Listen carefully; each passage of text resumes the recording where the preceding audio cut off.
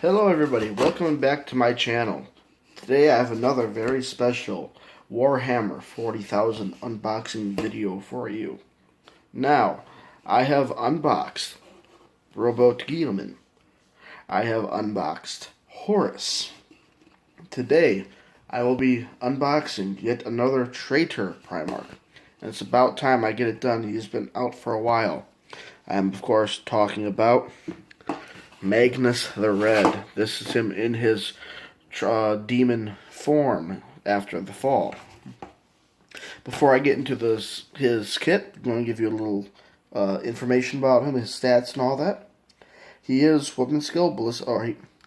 We start off with his points. He comes in at 650 points, a whopping total, but it is very, very worth it. He comes in at weapon skill, ballistic skill 7, strength 8, toughness, wounds, and initiative all 7, 6 wounds, leadership 10, and a 4-up armor save. He is a flying monstrous creature, a character, and of course his unit composition is just himself. His special rules: he has adamantium will. He is a demon of Tzeentch. He has deep strike. He is an eternal warrior. He is fearless. He has fleet. It will not die. He is a level 5 psyker and veterans of the Long War. He has omniscient eye, which states that he has line of sight to every model. Magnus has line of sight to every unit on the battlefield when determining range for his psychic powers. So, hide him. Say you're Lehman Russ or Land Raider behind a building, and he's right by him. Too bad, he sees it. Unearthly powers. Magnus harnesses all warp charges on a 2-up. His warlord trait is Lord of Flux, which I will look into later. I don't know it right off the top of my head.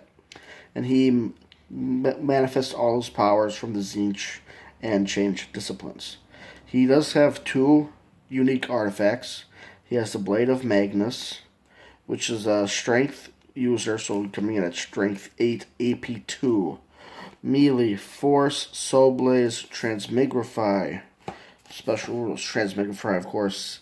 If you roll a 6, then that model becomes a demon. He also has the Crown of the Crown of the Crimson King, which gives him a 4-up invulnerable save, and he never suffers from perils of the warp. Now let me try and find what's that Lord of Flux does real quick.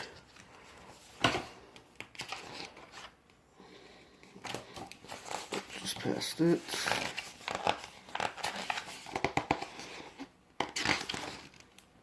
Let's see, Lord of Flux. Enemy units within 12 inches of your warlord treat all terrain, even open, as if it were difficult terrain. In addition, all models in the enemy unit that run Turbo Boost, move flat out, or charge within 12 inches of your warlord must take a dangerous terrain test. So, that would definitely come in handy. Now, with all that being said, you've seen the box, you've seen the rules. Let's get into the sprues. It is a 3-sprue kit, but first, got the building instructions for him right there. As they fall to the floor. Alright, let's go ahead and delve right on into the first sprue. So, just adjust my phone. This will probably be the last time I do an unboxing video on my phone. I do have a tripod coming soon for my camera, so really come in handy. Starting up here, you have bits of armor. You have a little, to Magnus, that's a dagger, but that's full-on size sword right there. You got some more armor bits right there. Coming down, you got one of these very, very large wings. Comparing it to my fingers, my hand right there, that is a very large wing. Got some more feathers right down here. You have this, I think that's his belt buckle, or whatever you want to call it. Got his chest right there with the symbol of Tzeentch on it. Got some more of his wings right up here. God, these things are massive. Then you have more of armor bits, but of course, the centerpiece is that Staff of Magnus right there. Now, to give you some size comparisons, I did bring in my Wraith Knight with the Ghost Glaive. So let's go ahead and just see how that. Oh my God, that thing! The staff dwarfs the blade of the Staff of Magnus dwarfs the Ghost Glaive on that knight. In fact, if I'm looking at this correctly, I honestly think that maybe the staff may be taller than the Wraith Knight itself. And those of you who have seen a Wraith Knight know that this model is huge. That just goes to show how massive this model is for Magnus. Go ahead and put my Wraith Knight off to the side. Put this sprue off to the side. And delve on into the next sprue. Now here, judging by most of it, it's all just a bunch of his body. But let's go through it. There you have his massive legs. What's that right there? That's his back. You got some more armor right there. You have some more of his legs, some more feathers. You have his chest right there. And just more bits of his body. You got some more armor bits right down there. Going over here, you have his alternate weapon, which is, I don't exactly know the name of it. But if you don't want to use that gigantic staff, that is your secondary option. I'll probably use the staff, but we'll see once I get that far into his construction. Over here you have a downed Space Wolves Dreadnought, very fitting for those of you who know about Prospero.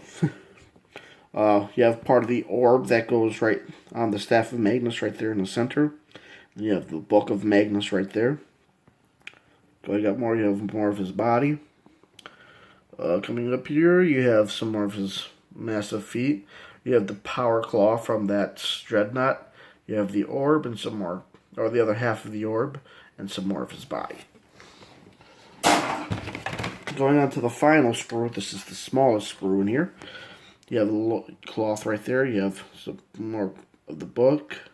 Some bits you can add on. His horns that protrude from his chest. You have some more cloth right down here. A couple more horns. You have his hair right here. 2 of his crowns. And one of the 3 heads that come with Magnus. This one looks to be his helmeted head, if I'm not mistaken. You have some more hair right up here. And then here are his other 2 heads.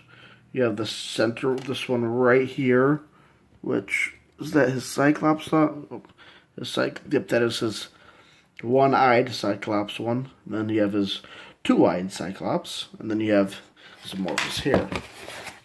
And then last but not least, you do have the base. But I'll go ahead and get them built up. I will put the finished product on my Instagram account, which you can see at Shane Mank, which I'm able to build it. And that will conclude matters for this video. So comment down below, subscribe, comment what models you want me to unbox next, and I will see you guys in the next video. Until then, this is Slayer 1 Play. Happy wargaming, everybody.